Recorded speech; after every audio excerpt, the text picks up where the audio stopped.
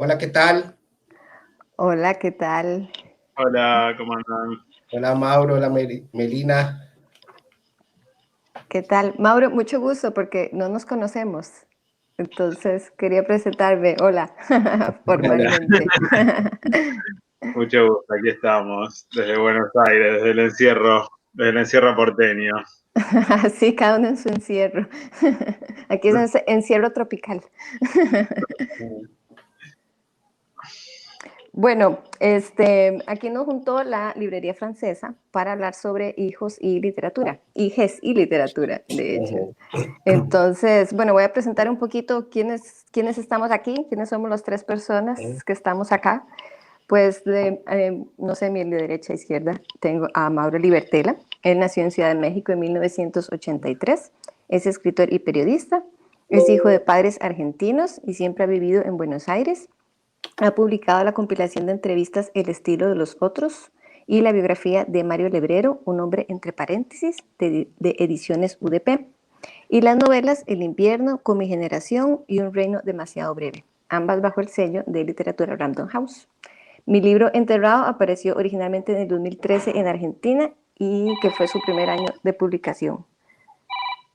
Perdón. Te estaba llamando yo para decirte que te había subido un Eso libro. era, Para claro. corregir los datos ahí. Listo. Sí. Bueno, ya he evitado eso. Sigo con Luis Chávez. Luis Chávez nace en San José en 1969 y es considerado una de las figuras más destacadas de la poesía costarricense contemporánea. Wikipedia, sorry. Por su libro Los animales que imaginamos, ganó el premio Sor Juana Inés de la Cruz, y por el primario Chan Marshall ganó el tercer premio de poesía Fray Luis de León y recibió el Premio Nacional Equileo Echeverría en la categoría de poesía por su libro La máquina de hacer niebla en el 2012. Entre sus obras también está Monumentos ecuestres, Asfalto. En prosa ha escrito los libros 300 páginas sobre el Mundial de 2010, Salvapantallas y Vamos a tocar el agua, que ha sido publicado por los 3 editores. Ese I que metí ahí es porque creí que ya habías terminado yo voy a presentar a Melina. Ok. Melina Valdelomar nació en 1980 en Desamparados, Costa Rica, es egresada del Conservatorio Castella. Escribió y publicó el libro de literatura infantil Sari y Marinita en el 2009. En el 2017 publicó Mamacita, un libro casi de culto ya, aquí por lo menos en San José. Ha colaborado con la revista Vacío, La Guía de Orgullo y La Niña Triste. Y a finales del 2019 se publicó La Salpi y otras crónicas femeninas. Bueno, presentados todos. Estamos con libros e hijes. Sí, Tema, ¿no? es un tema complicado. De hecho, quiero preguntarte, Mauro, ¿vos cuántos hijos tenés? Porque no conozco tu biografía en ese lado. Sí, tengo dos hijos. Tengo una hija de 4 años y medio y como se le llama ahora, un cuarentenial o un pandemial, un bebé que nació este año, digamos, nació en el encierro, en abril, fines de abril, tiene 6 meses, Wow. en el momento más crudo de la cuarentena argentina, que fue en ese mes donde, en ese primer mes y medio de cuarentena, cuando estábamos todos... En marzo.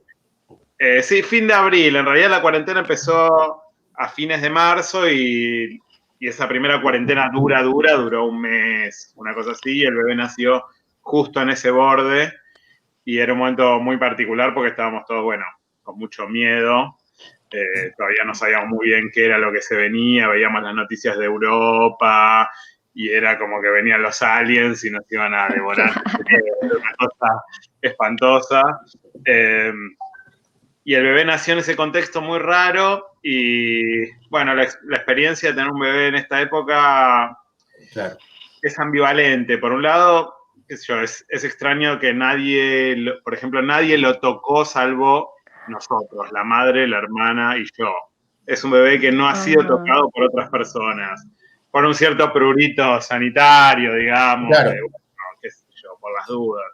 Si bien es como que no se sabe muy bien qué pasa con los niños, los bebés y el COVID, por las dudas, tomamos esa precaución, entonces es como formamos como casi como una burbuja muy, muy cerrada. Ya de por sí se podría decir que una familia es, en algún sentido, una burbuja más o menos cerrada que en un momento se rompe, ¿no? En un momento una burbuja que alguien pincha en algún momento.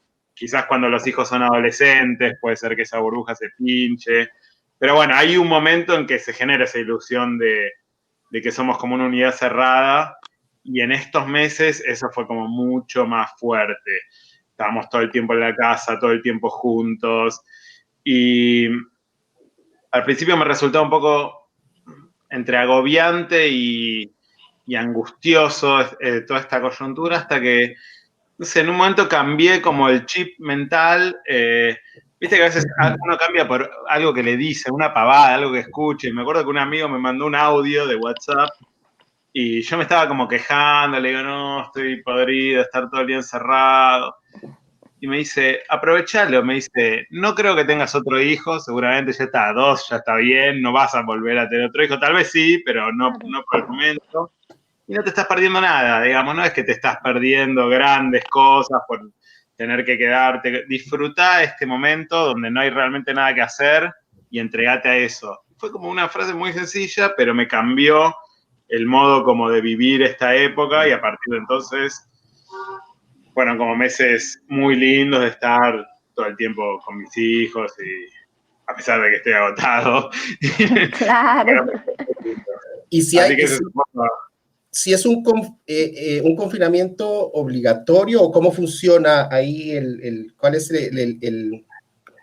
digamos, lo que se decretó, ¿no? Sí, al principio era obligatorio y muy, muy respetado. Fue como medio raro todo lo que pasó acá, porque al principio el virus no había llegado, el virus todavía está en Europa, acá no había casos, pero decretaron el confinamiento bien, bien estricto, con la idea de, bueno, mejorar un poco el sistema de salud, prepararse, ver un poco qué iba pasando.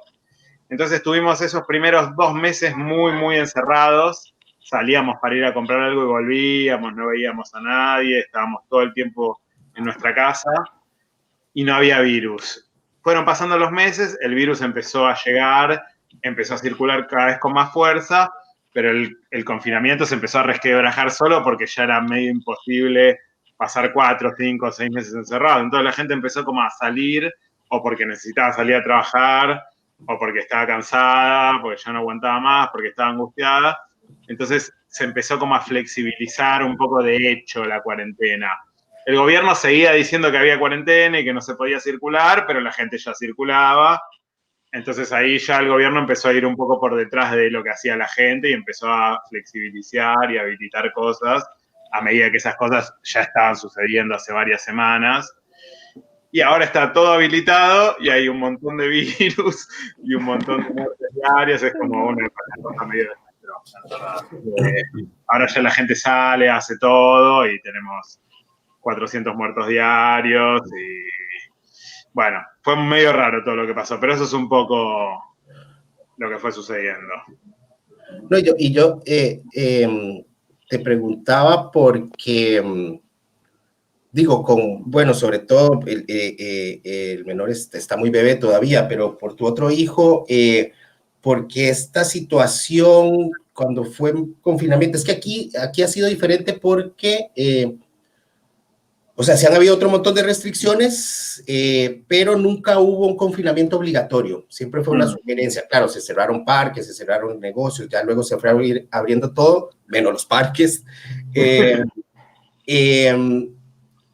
Pero digamos, que estuvieran los parques cerrados, uno podía salir, yo qué sé, a caminar con el perro y los huilas, ¿no? Los chamacos, los hijos, las hijas. Pero entiendo que en otros lugares ni siquiera podían salir de la casa. Entonces, hablando de libros, de hijes, ese es un tema durísimo, ¿no? El de, uno puede entender que se tiene que quedar en la casa, pero los niños, o niñas No, los es niños. más complicado. No, muy complicado, muy complicado. Por lo menos la mía, la de 4 años y medio, tardó bastante en entender. Al principio tenía mucha ansiedad, bastante angustia. Lo canalizaba pidiendo chocolates cada 10 minutos y nosotros le dábamos chocolate cada 5 minutos para que no, pensando que así podíamos calmar su Claro. social. Tardó mucho en entenderlo y bueno, en algún momento se fue adaptando también al Zoom. Al principio no quería hacer ningún tipo de Zoom o de videollamada. Qué sé yo, también, no sé, ese primer mes nosotros tratamos de generarle como mucho, no sé, hacíamos yoga, cocinábamos, viste que hubo un poco eso, como Todo el mundo hacía pan. Sí, todo el mundo se convirtió en gourmet y chef. Entonces le sobrecargábamos también a la niña, a la mayor, como dirías vos, la sobrecargábamos como con una especie de, no sé, se me ocurrió hacer una comparación que quizás sea un poco brutal o de mal gusto, pero como la película La vida es bella de Roberto Benigni, que bueno, obviamente... Claro, que le crea todo ese mundo. Crearle como un mundo, una especie de Blue Lenin, ¿no? Como, bueno, sigue la alegría a pesar de que no podamos salir de casa. Y era raro, porque también no le estábamos permitiendo como vivir la angustia, que es también una especie de duelo, ¿no? Como, bueno, todos estábamos angustiados, porque estábamos poniendo música y haciendo yoga y cocinando y haciendo fiestas entre nosotros. Es como que también no le permitimos hacer como el duelo de esa infancia que en algún punto estaba como perdiendo. Es muy complicado el tema. Ahí hay clases, por ejemplo, colegios, van al colegio. Sí, bueno, mi hija está en público, digamos, pero está en una escuela especial porque es artes mezclado con lo académico, digamos. Pero ella empezó este año en esa escuela y, digamos, de las académicas normal, que pueden ser 6 materias, se le duplicó y tenía 15 materias, incluido guitarra, violín, escultura, teatro, danza. Entonces, de un pronto a otro nos convertimos en profesores de danza, de teatro, de violín, empezamos otra vez matemática, español, fue una cosa impresionante. Y todavía en la estatal es más tranquilo porque no todo el mundo tenía acceso a internet, entonces no había clases todos los días, pero entiendo en lo privado, sí es todos los días había clases a todas horas. O sea, sí se mantuvieron las clases, pero virtual, ¿no? O sea, ese fue el cambio. Y es cierto, digamos, en la educación pública, dependiendo de la zona y de las escuelas, porque también hay unas escuelas en unas zonas menos, o sea, hay unas más bien donde hay en zonas muy carenciadas y tal, y ahí no se podía exigir, ¿no? El cambio directamente a la virtualidad, pero o sea, digamos, qué sé yo, mis hijas sí siguieron una en la escuela y la otra en el colegio virtual. Pero eso, o sea, a la presencial nada, ni las universidades, Claro. ni primaria, ni secundaria. No. Claro, igual que aquí, sí.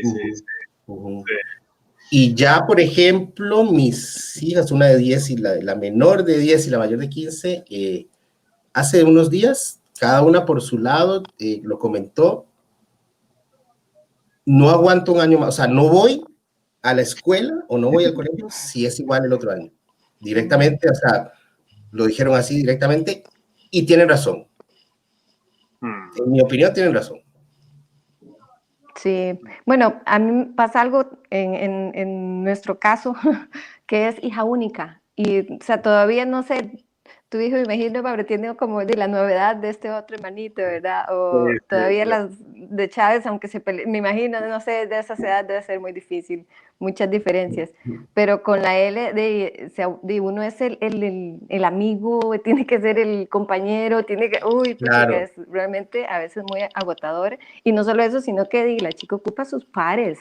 No es lo mismo estar con los viejos siempre, ¿verdad? Los Los dos adultos que además son tus papás. Claro. No, La única diferencia son los abuelos.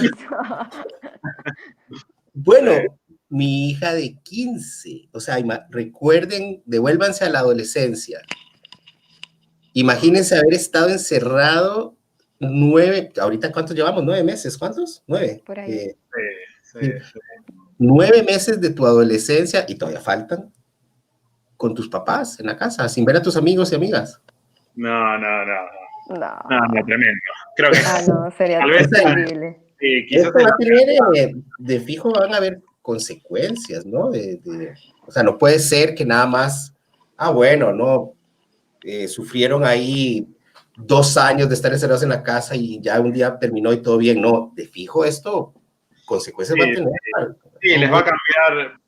Supongo que esta experiencia a todos nos va a modificar de algún modo, Claro. seguro. Yo a veces me pregunto esto de, bueno, en la literatura del futuro o en los libros del futuro, ¿cuánto va a quedar de esto? Y a veces pienso, bueno, va a haber muchos libros que temáticamente van a abordar la cuarentena y la pandemia. De hecho, ya vi que salieron. Ay, sí. Pero sobre todo, me interesa ver, que es, por supuesto, más difícil de ver, que es cómo esto nos va a modificar en lo estructural como personas y cómo eso luego va a llegar a los libros. Quiero decir, esta es una experiencia de soledad, de no física, de lo no físico, bueno, obviamente del imperio de lo virtual y de muchas cosas que nos van a modificar, supongo, esencialmente como personas. Y eso va a derramar en el modo de escribir, no porque escribamos libros donde contemos qué pasó en estos meses, que lo podemos hacer o no, sino porque esa soledad y todo eso va a modificar un poco nuestra sensibilidad. Y finalmente lo que escribimos es una consecuencia de la sensibilidad que podamos tener a la hora de escribir. Así que yo creo que algo va a haber un cambio ahí importante. Todavía no sé cómo va a ser. También va a depender de si esto se extiende mucho más o no. No nos deprimamos igual, ¿eh? No quiero que nos deprimamos. Pensaba, bueno, sí, libros, hijos, o sea, la escritura, y uno tiene, todos aquí tenemos hijos, que de fijo, sin duda, es diferente en cada caso, pero porque conozco otros, pienso en un par de escritores que mayores, que tuvieron hijos y que fueron muy metódicos con su escritura, ya de por sí eran así, pero lograron conservar eso incluso ya con hijos, así tipo levantarse religiosamente 4:30 de la mañana, de 4:30 a 7, porque claro, ya después es complicado, ¿no? O sea, ya cuando entra, o sea, pensémoslo antes también de que uno salía a trabajar, yo qué sé, yo iba aquí a la universidad y volvía, o sea, uno no estaba en la casa todo el día, pero llegas y vienes llegando de la escuela, o sea, no. Yo creo que había una época, y recuerdo que esto me lo contaba una amiga, hija de un intelectual aquí de Costa Rica, un filósofo. Claro, ella es de mi edad, ¿no? De 50, 51. Cuando ella era pequeña, había una oficina en la casa que estaba con la puerta cerrada y que era prohibido molestar al padre que estaba leyendo y escribiendo detrás de eso. Eso no existe. No. Digo, eso fue otra época y si alguien lo hace ahora, que llamen al PANI. El PANI es aquí el Patronato Nacional de la Infancia. Pero digo, por eso que esta gente, estos amigos que son como muy disciplinados y muy metódicos, o sea, yo los envidio. Bueno, no sé si los envidio, la verdad. O sea, no sé si envidio levantarse a las 4:30 de la mañana, pero logran esos ratos para hacer eso que a mí cada vez me fue costando más. Y no sé, también entré, y es posible que más bien fue la súper buena excusa para, no, es que no puedo porque mi además es una excusa que uno usa para otro montón de cosas, ¿no? Pero en ese caso ya la está usando como si fuera real. Eso de usar a las hijas como excusa es buenísimo, ¿no? Como invitan a una fiesta que no quiere decir, no, es que hoy estoy con las chicas. Pero bueno, en esa mentira propia que tiene que ver con no tengo tiempo para escribir. Mae, ¿cómo va tu libro? Mae, no, vienes, es que no puedo con las hijas. Yo no sé si también uno o yo voy a hablar desde mi lugar, lo estaba o lo empecé a usar como una excusa, o sea, me estaba protegiendo de mi, qué sé yo, de que estaba, no sé, de que no podía escribir, o sea, directamente.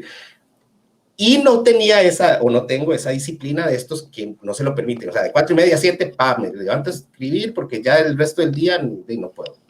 No sé, ¿ustedes cómo manejan eso? ¿No? Porque con los hijos en la casa. Y...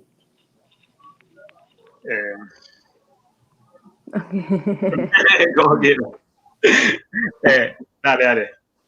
Mire, yo lo que he hecho, bueno, no sé, de hecho leí este libro, el de Virginia Woolf, el del cuarto propio, y me llegó un montón, pero un montón, por justamente eso mismo, o sea, esa necesidad de ese espacio, y ni siquiera, o sea, digamos, para escribir es un plus si lo puedes aprovechar para eso, pero el solo escaparse un momento de esa burbuja que decía Mauro, ¿verdad? Es como uno quiere una subburbuja de la burbuja, para estar como un momento aislado y tener un espacio propio y para lo que sea. A mí me gusta tejer, es como mi forma de meditación.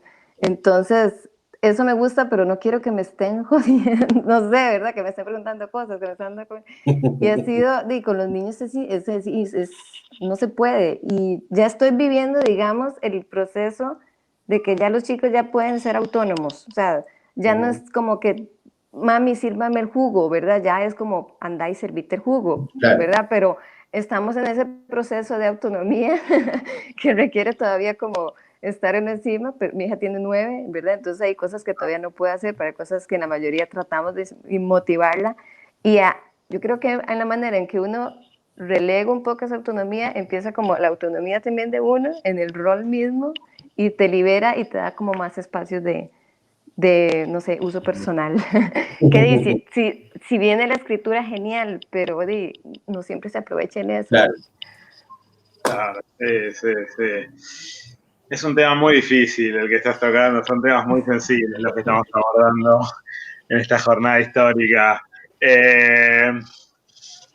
Digamos, yo tuve la suerte, por decirlo de algún modo, de que terminé una novela justo antes de todo esto. Entonces ya estaba como con la tranquilidad del trabajo hecho, ¿no? Como ya trabajé, ya puedo, ya está esa novela, puedo escribir sin Además culpa. de que no hay que escribir una novela por año tampoco, entonces Claro, es como, claro. La culpa ya está, con eso tiro unos años. Eso por un lado, eso fue bueno. Creo que hubiera sido muy, muy traumático si me hubiera agarrado esto con la novela en proceso. Sobre todo en ese momento en el que uno está ya metido en un libro y solo quiere estar en un libro. Viste que siempre cuando, no sé, por lo menos a mí, cuando empiezo a escribir, está ese momento de angustia que describiste, Luis, muy bien vos, de buscar excusas para no hacerlo, digamos, que es esa angustia de empezar a escribir algo y es como, siempre uno busca excusas para no hacerlo, retrasar todo lo posible ese momento, hasta que finalmente en algún momento te sentás y empezás a escribir, porque eso finalmente ocurre, no sé cuándo ni cómo, pero ocurre. Empezás a escribir y después llega ese momento ya verdaderamente maravilloso, que es cuando el libro te absorbe y solo pensás en ese libro, vas al cine y es como que pasa la película, pero vos estás pensando en el libro. Vas a comer con unos amigos. La cabeza está en otro lugar siempre, sí. Ese es como para mí un gran momento, que es cuando ya el libro te absorbió y ya, digamos, tenés que regar esa planta todos los días para que no se muera, es como ya casi un proceso biológico conjunto. Si me hubiera agarrado en ese momento hubiera sido muy difícil porque realmente en mi situación con una niña de 4 años y medio que me pide el jugo, digamos, que no sabe agarrar. Todavía te quedan años de que te pides ese jugo, todavía te quedan años. No, aparte pide mucho jugo, no sé cómo puede tomar tanto jugo, pero bueno. Sí. Y un bebé es como, bueno, imposible. No, con bebé. Entonces, bueno, no. No se puede. Entonces, bueno, sucedió eso relativamente afortunado, que es que yo había terminado un libro, y sin embargo, al principio de toda esta pandemia y cuarentena, cuando me di cuenta que esto iba a ir para largo y que yo no iba a poder escribir quizás por un año, no pienso en 2 años, porque no pensemos en el año que viene, pero Cuando me di cuenta no le digan a mis hijas, sí. No, que no escuchen eso. Cuando me di cuenta que esto iba a ir para un año y que no iba a poder escribir por un año, si bien estuve escribiendo artículos, yo trabajo en periodismo cultural, pero no, eso la verdad es que eso lo de antes que no lo escuche tu hija, esto que no lo escuche mi jefa, pero las puedo escribir con 8 bebés encima, digamos. Sí, hay una parte como medio automática en eso y uno arregla y tal, pero sí, no es lo mismo, sí. Con Peppa Pig de fondo y te escribo. pero un libro es otra cosa. Cuando me di cuenta que esto que decía, que no iba a poder escribir por un año literatura, digamos, tuve como un momento de pánico, porque dije, bueno, no sé, yo siento que escribiendo como que me purgo, no sé, se me va el mal humor, como que no sé, después de, si logré escribir y me sentí bien escribiendo, después estoy como más liviano, no sé, encaro la vida cotidiana con más... Eso, me importan menos los problemas si logré escribir, digamos, es como que, no sé, es como fumarse un porro, te importa todo menos después de eso, digamos, ¿no? Cuando me di cuenta que eso no iba a ocurrir, no iba a poder ocurrir este año, tuve mucha angustia y lo mismo que les contaba antes de ese audio que me mandó mi amigo y me hizo como calmarme, no sé, también hice un clic ahí y dije, bueno, un año sin escribir, ¿qué pasa? ¿Cuál es la gravedad? Nada. Primero, ¿a quién le importa que yo escriba o no escriba? A nadie, no solo a mí, pero bueno, hablamos de uno mismo. A mí me importaba no escribir por esto que digo. Digo, bueno, tal vez incluso como que empecé a buscarle el lado positivo. Dije, bueno, un año sin escribir es un año para leer, es un año para pensar en la escritura, es un año tal vez incluso para replantearse la propia escritura, no sé, tal vez cuando me sienta a escribir después de un año y medio sin escribir literatura, tal vez me desautomatice un poco también, ¿no? Porque uno, no sé, cuando uno ya escribió 2, 3, 4 libros, ya empezás como a conocer cuáles son tus puntos fuertes, tus shades, tus tics, tus manías, tu modo de adjetivar, tu puntuación que sabes que te sale bien, el remate que más te gusta hacer. Esas cositas uno las tiene y como siempre dice Fabián Casas, que hay que tratar de escribir contra la propia habilidad de uno. Claro, tal vez un parate como este es un buen momento para hacer de Fabián Casas, ¿no? Pero lo que yo decía es, o sea, más allá de este momento específico, escribir con hijos, o sea, viviendo con los hijos, o sea, que yo, o sea, más allá de la pandemia, que sí, ahora además estamos en la casa más tiempo y se ha perdido, se dinamitó, digamos, para mí una de las, y eso siempre lo digo, por lo menos yo lo pienso así, se dinamitó la privacidad, que es algo, eso va a tener consecuencias también, y con privacidad no me refiero o sea, porque si yo cierro esta puerta que está cerrada, eso no es privacidad, allá afuera están todos los sonidos del... Y lo mismo para las demás, o sea, aunque mi hija se encierre, afuera escucha a los papás, escucha a la hermana, o sea, o la privacidad esa que no tiene que ver con un espacio cerrado, sino con estar en otros, o sea, mi esposa se iba a trabajar, yo me iba a trabajar, ella se va a la escuela, uno no sabe lo que hacen las personas en esos lugares a donde van, eso es privacidad también de cada uno, ¿no? En fin, eso ya no lo tenemos, pero bueno, más allá de la pandemia, hablo de escribir, o sea, desde que tengo, bueno, primero la mayor, después ya las dos, qué sé yo, antes de, cuando yo vivía solo, soltero, escribía cuando me da la gana, me podía quedar hasta las 4 de la mañana, yo qué sé, era otra cosa, ¿no? Y por eso decía que luego empiezo a entrar en esta otra dinámica, primero una hija, después dos, y viviendo juntos y tal, pero que también creo, sospecho, porque siempre sospecho de mí primero, que me ha servido para o sea, antes yo qué sé, escribía más, no estoy diciendo que escribir más sea mejor necesariamente, por lo mismo que decía Mauro, de pronto, ¿qué importa? Todo bien, pero lo cierto es que me cuesta más encontrar esos espacios y por eso les preguntaba, ¿será porque no los busco? O sea, quiero saber si ustedes se enfrentaron a ese problema ya cuando escribir antes de los hijos o escribir en el tiempo de los hijos. A mí me pasó algo que escribí el libro infantil, de hecho, antes de tener hijos, no siendo mamá. Ah, es cierto, porque es del Sí, 2009, del ¿no? 2009. En ese Ajá. momento, digamos, había la ilusión de un hijo, porque a mí me costó tener a mi hija casi 2 años, estuvimos pulseando, como dicen acá, ¿verdad? Y entonces ya se veía como, o sea, ya después de mucho tiempo era extraño, pero no fue por eso, digamos, que escribí el libro infantil, sino fue por una oportunidad que se dio con la editorial, pero fue algo muy vacilón porque en ningún momento pensé en esta cosa que a todo el mundo le da como, sí, voy a escribir el libro para que mi hijo lo lea, ¿verdad? No sé, estas cosas. O sea, no pensaba eso. Pero después, ok, salió el libro y quedó muy lindo porque el libro en sí es como, ¿verdad? Quedó muy bien. Tuve la oportunidad de ilustrarlo en parte también, entonces era como que, o sea, mucho había de mí ahí, ¿verdad? Y después aparece mi hija y después aparece la oportunidad de otro libro infantil. Aparece mi hija ahí de Sí, la nada nada. más. No, es que fue así, o sea, te lo digo. Fue sorpresivo porque ya pensábamos que no iba a suceder. Y ya Ajá. y todo, y me costó después pensar en otro libro infantil, porque era ya pensando en que iba a leérselo a mi hija, no sé. Entonces, eso me cohibió de alguna forma, no sé. Bueno, después Es, podemos hablar de ese tema, sí, sí, sí. Es cuando, claro. porque ya te diste cuenta que los niños son perversos. Perdiste Claro. la imagen de los infantes, Sí, la fantasía dulces, esa del niño que se queda inocentes, dormidito ingenuos. oyendo, sí, eso no existe.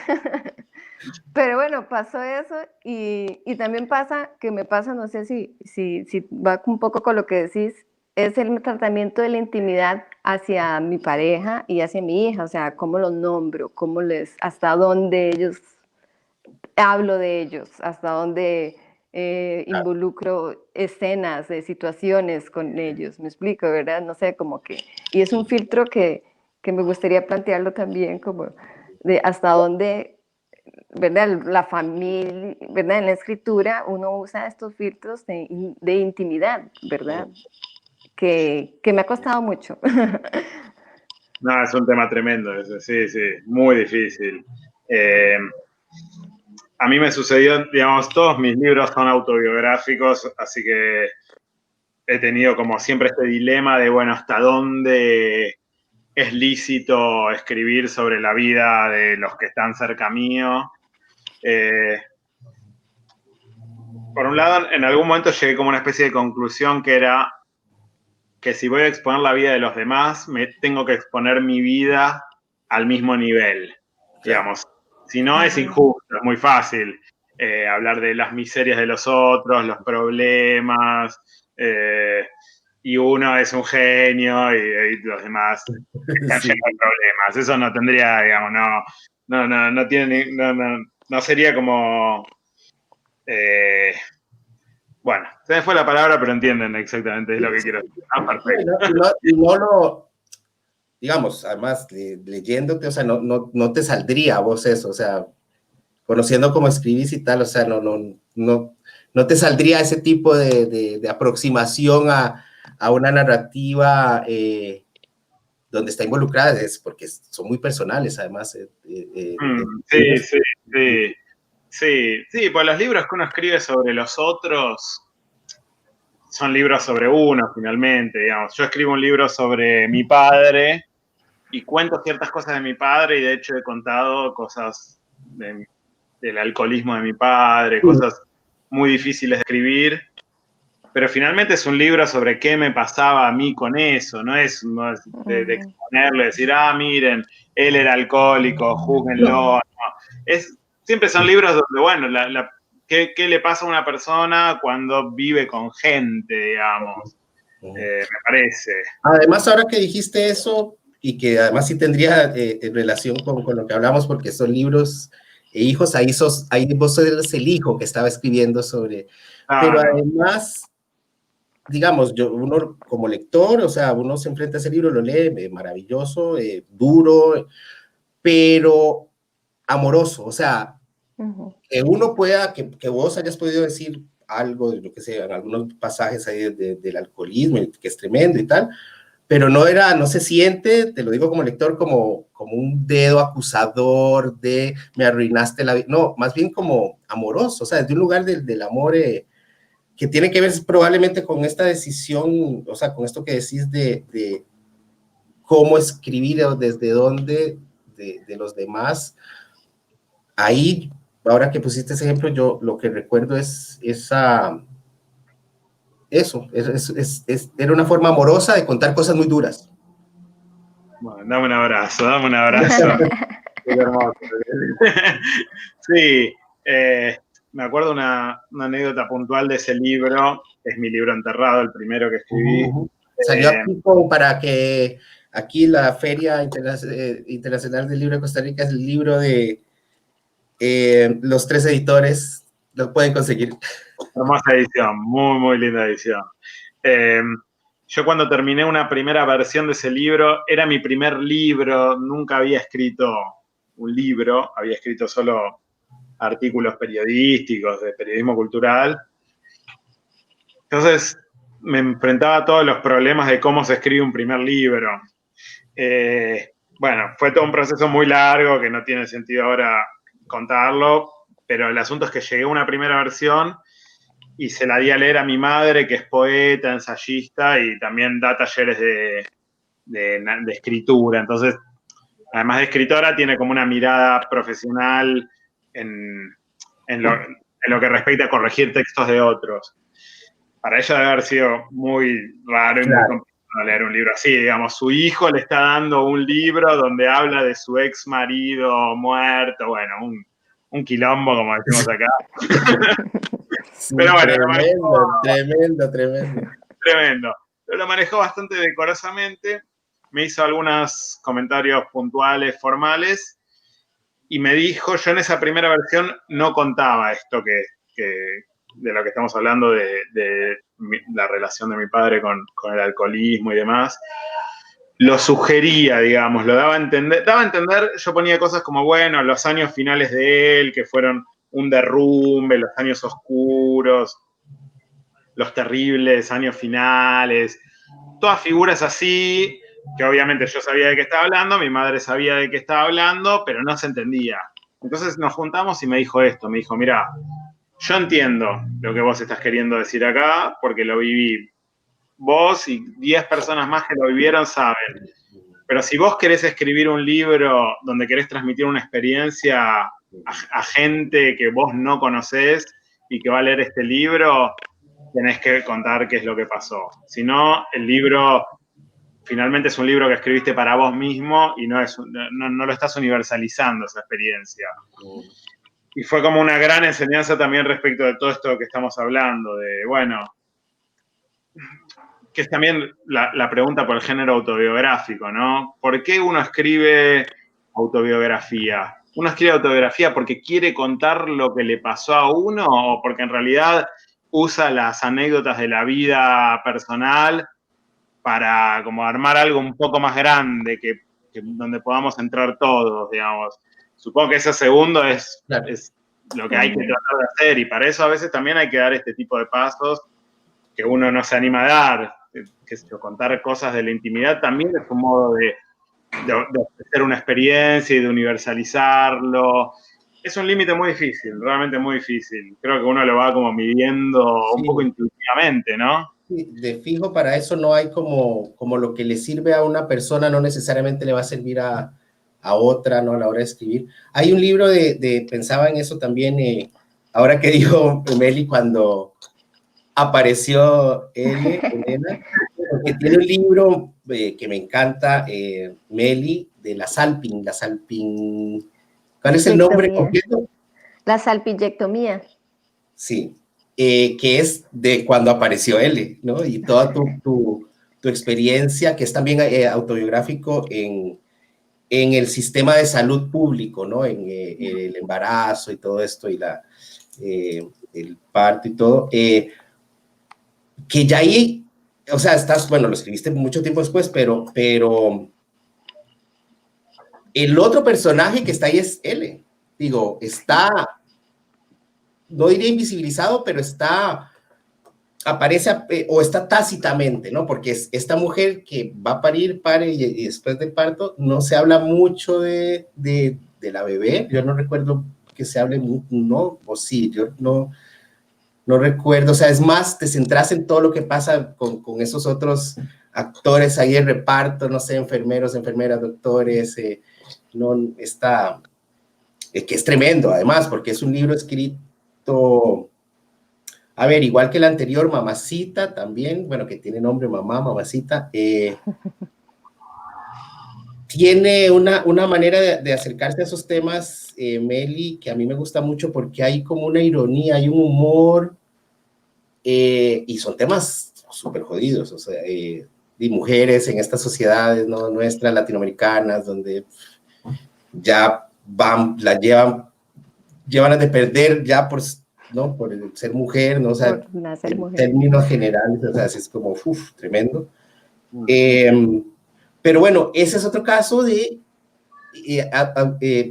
hijos, hijes en los libros o relacionados con los libros, pero es como que está y no está él en ese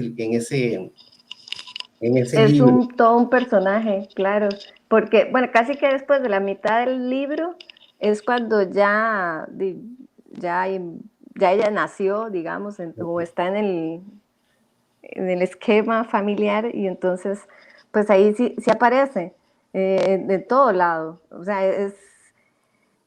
Igual, es como un seudónimo, no sé, creo que curioso, no, pero sí, o sea, es como un subpersonaje, no, como es un personaje secundario, pero es que es tan central, porque ajá, la razón de ella es que uno se crea también, claro, ¿verdad? Los hijos son lo que te convierten en papá. Entonces, y no sé, esa doble visión a veces también, porque uno es hijo de su madre, y no sé, hay como muchas cosas ahí muy mezcladas. Pero a mí lo que me gusta un poco, y para lo que sabes, queriendo escribir mucho, era mostrar la maternidad, pero sin todo este halo claro, sí, sacrosanto de la cosa, ¿verdad? sí. Y mostrar lo rudo que es los partos, lo que es estar en digamos, en todo esto, salud pública, porque al final mi salud reproductiva es salud pública, ¿verdad?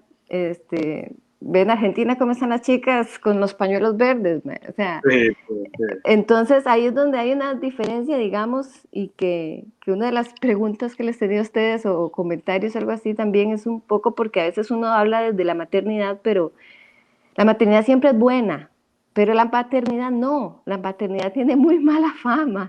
O Tiene muy sea, mala prensa. total, o Y se la ha sea, ganado también, sí, sí, sí. sí, yo quiero más bien hablar mal de la maternidad, quiero ensuciarla un poco, pero la paternidad está sucia ya, entonces, ¿cómo la limpias?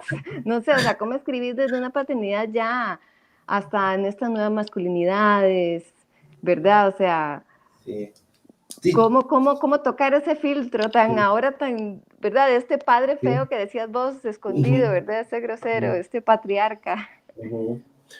Sí, bueno, yo qué sé, también puedo hablar de como desde mi lugar y también con mucho de lo que escribo también autobiográfico y tanto en poesía, que ahí la autobiografía en poesía es como más engañosa, ¿no? Pero esas crónicas como vamos a tocar el agua que es con estas hijas Ujú. y la familia y tal.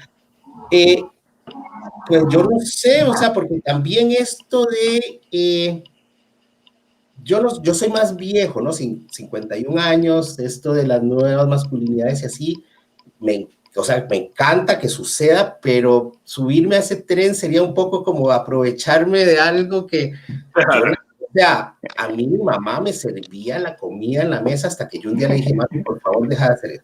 Pero si no ella, y se lo hizo a mi papá hasta que ella se murió, tendía la cama hasta que yo un día le dije, deja, o sea, ¿me entiendes? Yo no nací en Oslo, o sea, yo nací aquí y crecí con eso por mucho tiempo, entonces lo que sí me ha tocado es ir aprendiendo y darme cuenta de un montón de cosas que uno trata de cambiar, algunas que son más fáciles porque uno está más consciente.